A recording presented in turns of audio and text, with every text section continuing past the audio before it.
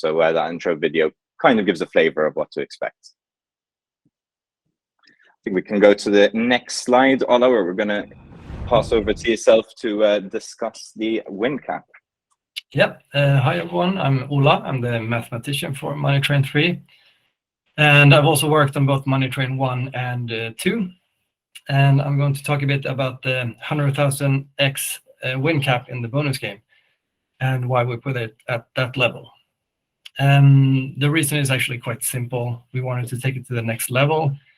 And after 20K and 50K in the first 2 games, the natural step would be 100K. So the question was, can we do it? And if we look at how high the max win during our simulations were, if we didn't use a cap, already in Money Train 1, we had 1 billion X, which is already enough. So it's because of how powerful the interactions between the different features can be. And for Money Train 2, this number reached even higher, 1,500 trillion X, which is already a ridiculous amount. And for Money Train 3, you can see that it's an extremely large number, 40 trillion X, which is more than the number of stars in the universe. It's, in fact, enough to give every star in the universe 200 trillion X each. So this is not explicitly by design. We didn't need them to go this high. It's just what happens when you add even more to an already very potent game mechanic. So anyway, as you understand, there's definitely room for as high win cap as we want, basically. So instead, we try to find, are there any reasons we don't want to go for 100K X max win? And one potential issue would be that we have a default max exposure of 1 million euros. And putting the cap at 100K would mean we would have a default max bet of only 10 euros, which is lower than we have in other games. So we used data from Money Train 2 as a guide, and we saw that 6% of the total revenue came from bets higher than 10. And if we assume that those players who bet that high would instead switch to a new max bet of 10 euros, it would mean a loss of about 3% in revenue. But yeah, we think that 3% is quite low compared to the hype that you would create from having a 100K X max win. So we think that would more than enough compensate for that loss. And another thing to consider is that in many games where you have a cap, the only way to reach it is to either get lots of lucky spins in a row or to get the very, very specific combo. But in Money Train 3, we have 12 different feature scatters, and that means that there are 66 ways to combine 2 of them. And if you think of a number of ways to combine 3 or even more scatters, and that you can get several of the same, and that it matters where and when you land them, you realize that there's a lot of versatility in the rounds. And that also means that there are many ways to reach the max win, as Callum mentioned. So there's not just a single path to get there. So we couldn't really find any good reason to not go with a 100K X cap. So yeah, that pretty much sums up why we went that high, basically. I'm sure any operators amongst the group would agree that a 40 trillion X win potential is probably not the ideal for their risk department. Yeah, we're thinking of you.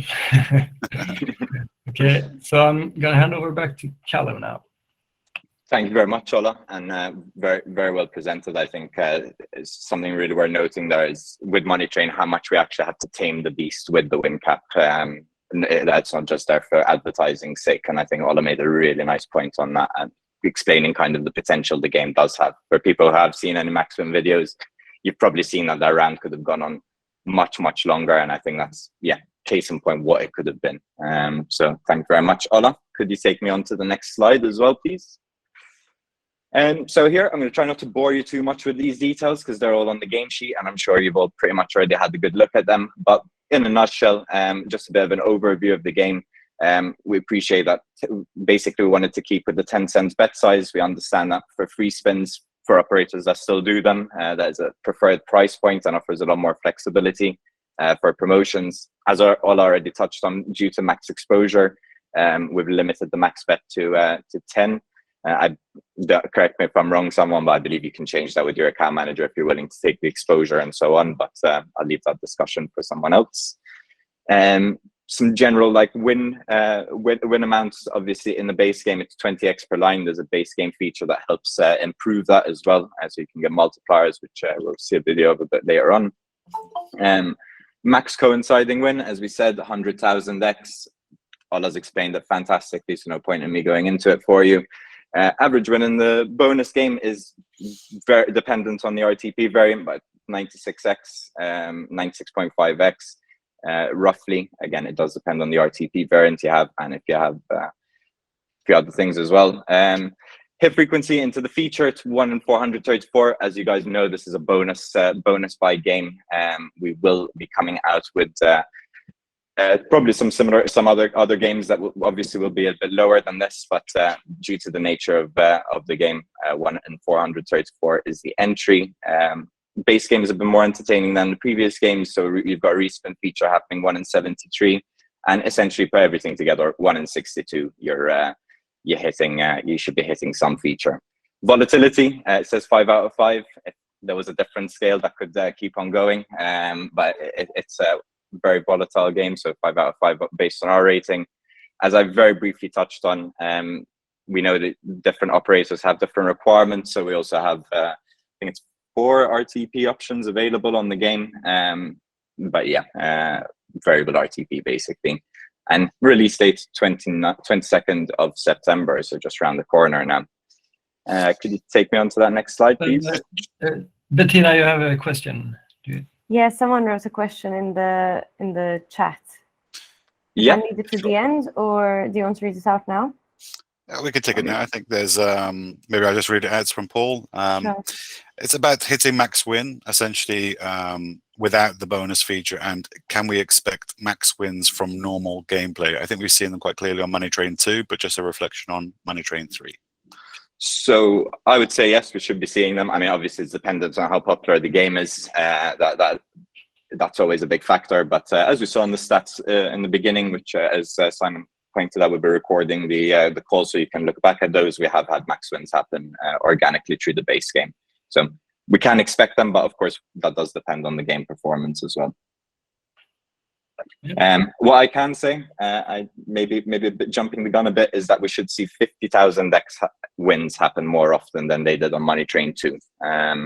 So obviously the max wins double now, so keep that in mind as well.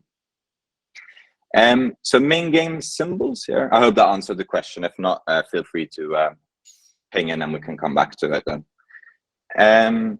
So here we just want to show a bit of an overview of the main game symbols. As I briefly touched on, one of the bigger challenges on the game was actually trying to stay true to what the game is. If we had free reign and kind of didn't really care about the brand, we would have taken this to another level. We've done games that do look amazing visually, but obviously we are trying to maintain a brand here. So yeah, we kept the low pairs, obviously updated those a little bit, but otherwise our key characters are still there. So you've got the Necromancer, the Collector, the Sniper, who replaced the Widener from Money Train 1 for those old school fans, and obviously the pair.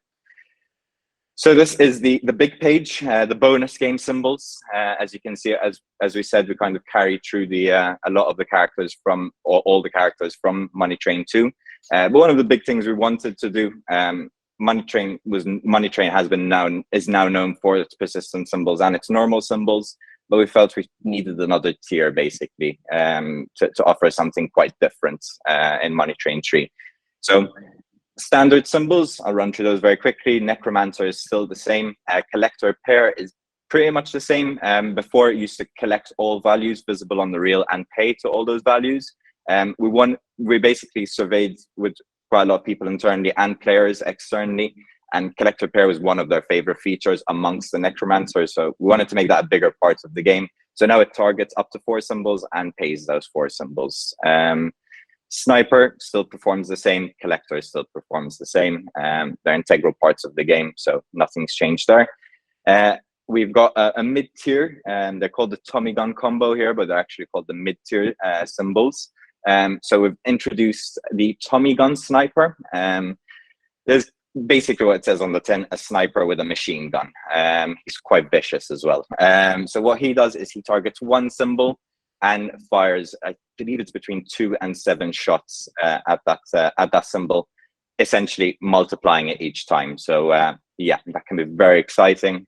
Necromancer on the reel with a sniper as well is it's quite exciting to watch. I've seen some really nice videos there, as we will see in a bit.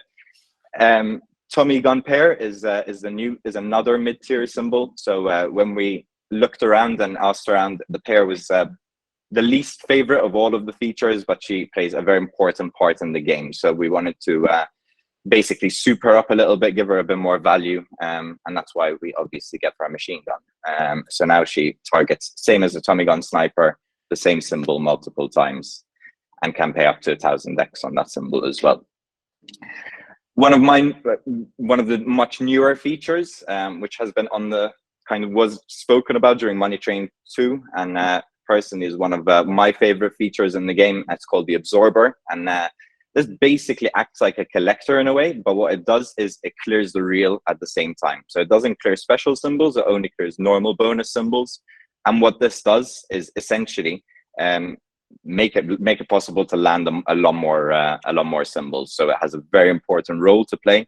I will say, once you get down to the last few reel spots as well, we do try and make it a bit more frequent for you to clear the reel. In the previous game, we used to give 500x as like a jackpot win. Now the Absorber kind of helps you clear that reel and go above the 500x. Combination of a persistent sniper with an Absorber, or a Necromancer and an Absorber, is something to watch, I have to admit. So I'm looking forward to that big win video, that max win video coming out. And then the big boys are the persistent symbols. So we wanted to build on this a lot in this game. So we've got the persistent collector pair and the persistent necromancer, which in terms of order, the persist are by far the most valuable features. I believe the collector pair is the most valuable, followed by the necromancer. We won't go into how valuable, but if you see persistent collector pair, it should be a good day, and you should be buying drinks for your friends really at the end of that one. Persistent necromancer, it pretty much I think a lot of people will be excited for. It is the necromancer, just persistent. So yeah, as I said, with the Absorber especially, you can have some really fun rounds with that one. My personal favorite feature of them all is the new persistent shapeshifter, or shapeshifter. And this is essentially, try to think of it as a mystery symbol, a persistent mystery symbol. So what this does is it changes behaviors between each spin. So it can use any behavior from the necro, collector, pair, sniper, collector, Tommy gun, sniper, and pair. And yeah, it can go pretty crazy. It's one of the more frequent ones that you're going to land. But basically, I mean, you're looking for it to collect and then pay. That I would say is probably the sweet spot. But it can turn into anything. Very fun. Adds a bunch of variance to the rounds. And the points we were touching on about how many ways there are to make the max wins, I think the shapeshifter just amplifies that now, because yeah, the round really can go anywhere. Persistent collector and persistent sniper are essentially the same as they were before. And yeah, that's pretty much it. So we can move on to the next slide. Right. Yeah, we don't need to go through this either. We've just gone through it. And then here, buy features, which was something we really wanted to make a big deal about. I think Money Train kind of set a bit of a standard for like buy feature games, and it's been something we wanted to build on from the first Money Train, and then we wanted on second, but now we're here today. So the most obvious one we wanted to add was the persistent feature buy. This was something we've spoken about for many years now. Initially, we thought players wouldn't like it. Now, obviously, we can see that there's a bunch of games going out that offer this, and with it there, we expect to see many more max win videos compared to the feature buy we saw, just the normal feature buy we saw before. Then the original feature buy is exactly what the previous version was. 100x buy takes you into the feature with 3 spins. Same as before, basically. You can land persistent symbols on that trigger as well. A bit rare though.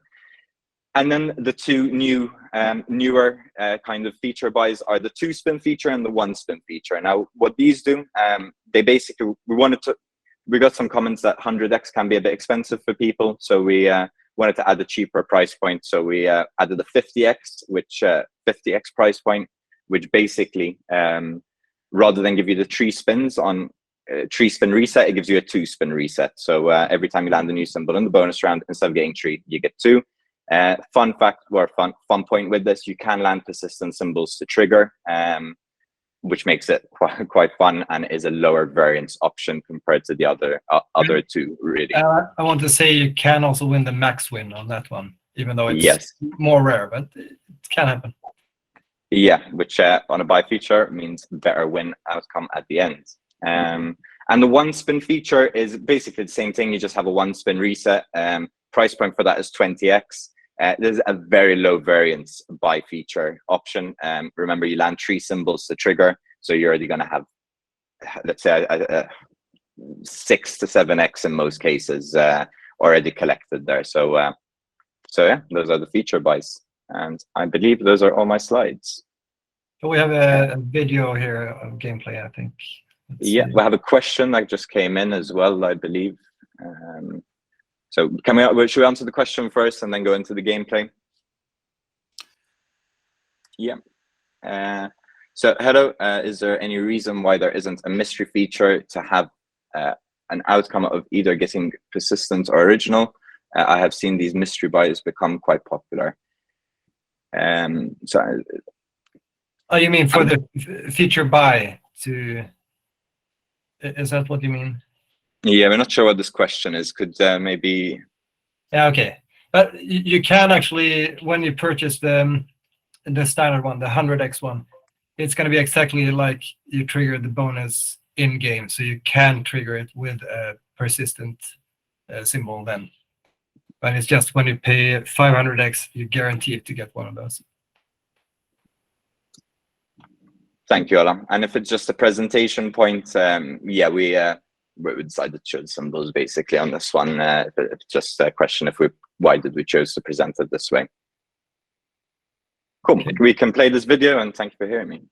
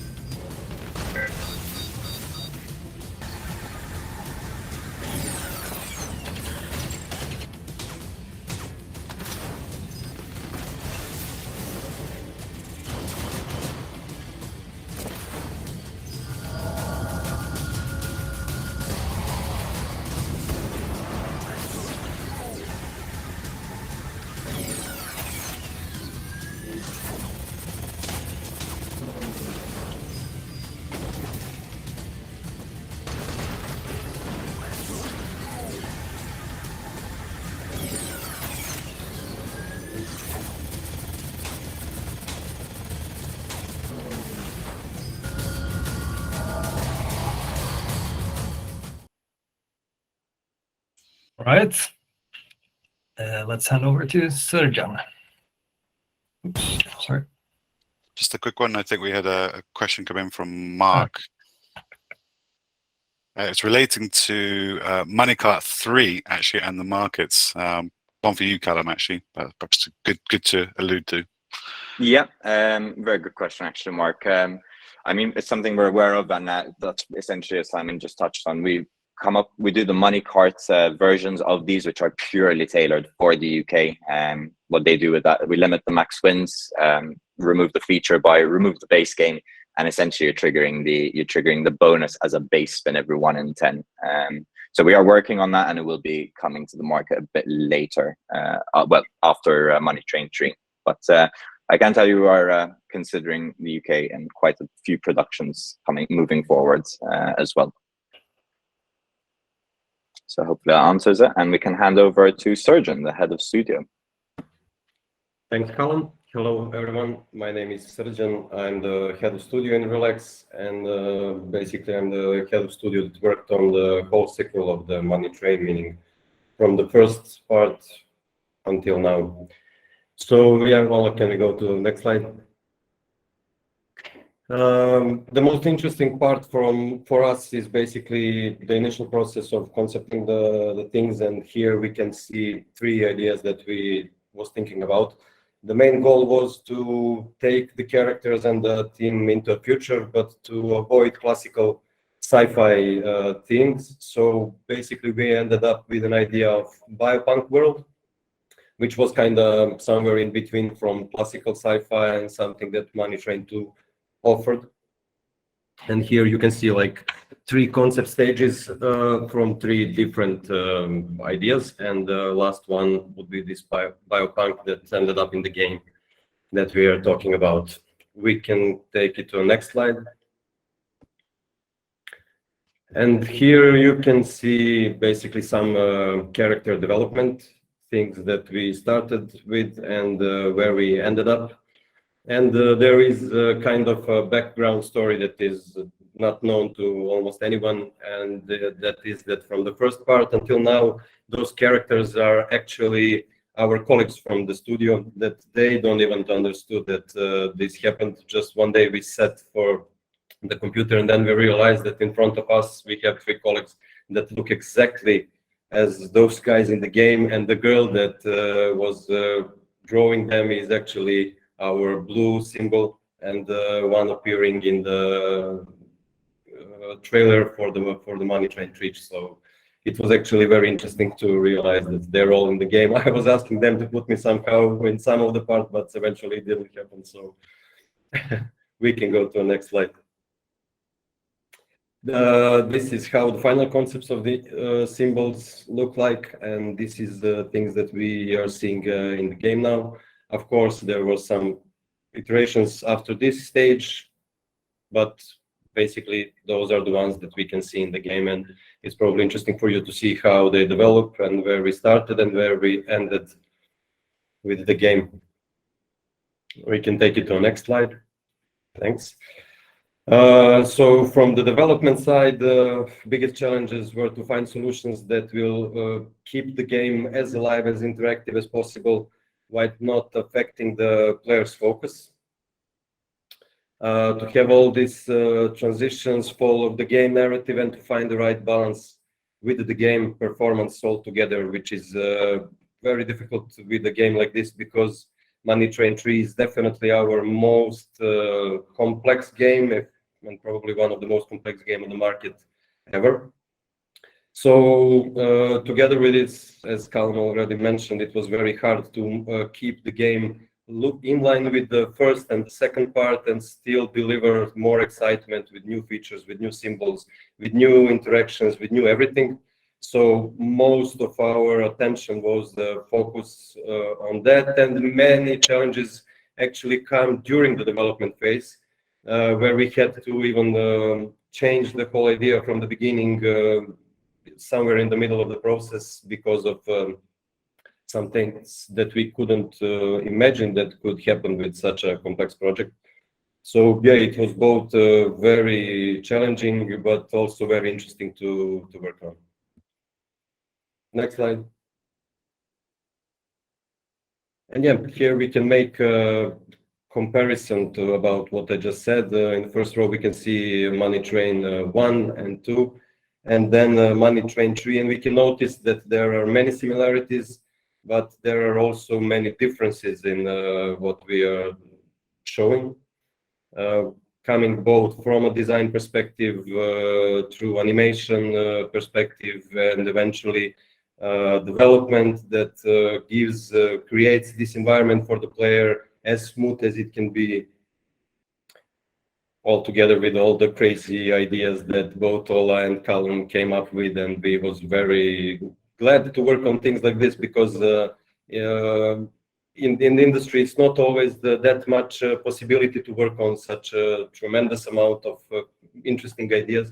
So yeah, it was very, very, very interesting from any side of development process. Next slide, please. As you have saw the cinematic, and you also get to hear some kind of sound on this webinar. Both of these things were very interesting to work. We managed to deliver kind of innovative approach to sound delivery, making it programmed to react to almost every change in the game, and to create this kind of excitement and dramatic feel, and to follow the whole narrative that was presented in both cinematic and that you can also see through the game. It was very inspiring, especially to work on the 3D part, because now all those characters that we had, we wanted them to make them as live as possible for the 3D presentation. Altogether, a very, very exciting project, and I'm looking forward to see the performance and feedback from the players as well. And yes, that would be all from my side. Thank you. I'm handing it now to our CEO, Simon.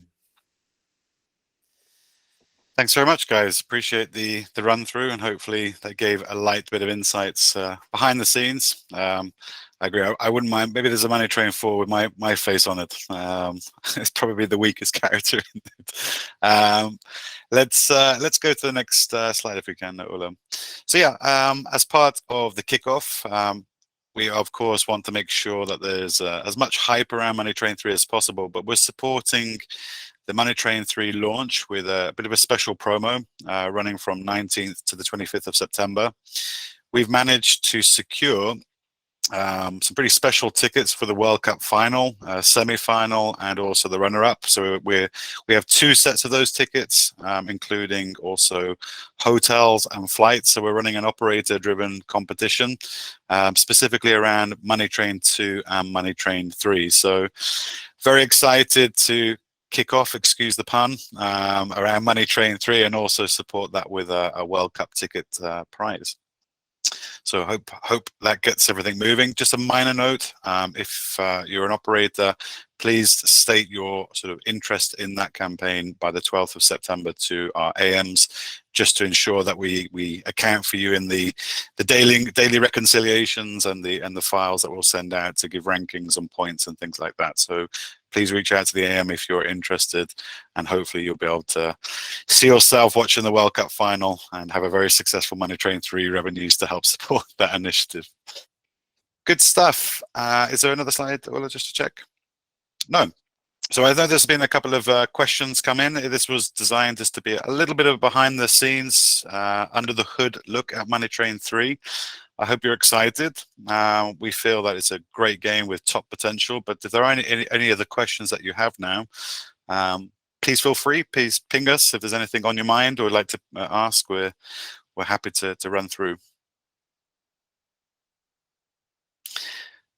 Failing that, we probably answered all your questions already, but if you do have anything, please feel free to reach out to the AM and they'll come back to the guys and we'll get back to you as soon as possible. But just want to say thanks for joining us. It's the first, I think, webinar that we've just run on an upcoming game, obviously around Money Train 3. So we ideally would like to bring more behind the scenes content moving forward and to inform you about the production. So I hope it was insightful, and we will share the recording with everybody afterwards. So thank you very much for joining, and look forward to seeing you soon.